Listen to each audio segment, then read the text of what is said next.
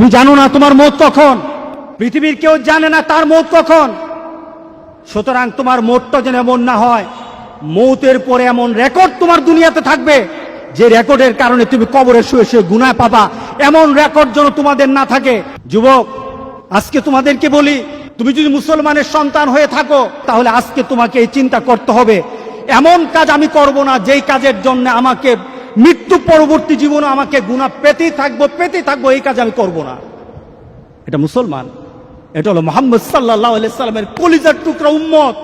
যুবক, তোমার জীবনটা যদি, তোমার চলাটা যদি কুরআন এবং সুন্নাহ অনুযায়ী হয়, আল্লাহর রাসূল আর নেককার বান্দারা যেমন সুন্দর মৌত পেয়েছে, রাসূল সাল্লাল্লাহু আলাইহি সাল্লাম বলেন তোমাদের মৌতটা তত সুন্দর হয়ে যাবে, তোমাদের মৌতটা তেমন সুন্দর হবে।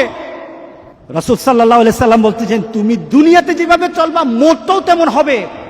কোন ধরনের খারাপই যদি তোমার মধ্যে থাকে, তুমি যদি খারাপ নীতিতে চলো, তুমি খারাপ দৃশ্য নিয়ে চলো, তোমার হাতে খারাপ থাকে, তোমার ঘুমের সময় খারাপ জিনিস তোমার সাথে থাকে, তুমি তোমার বন্ধু বান্ধবের সাথে যখন আড্ডা দাও তখন তুমি খারাপ কোন দৃশ্য নিয়ে তুমি কথা বলো, তুমি তোমার বন্ধু বান্ধবের সাথে যখন কথা বলো তোমার ভিতরে খারাপ চিন্তা থাকে, তোমার মতটাও তেমন খারাপই মত হবে। এরপর রাসূল সাল্লাল্লাহু আলাইহি সাল্লাম হচ্ছে তোমার মতটা যেমন তোমাকে উঠানো হবে ওই নীতিতে যেমন ভাবে তুমি মরেছো।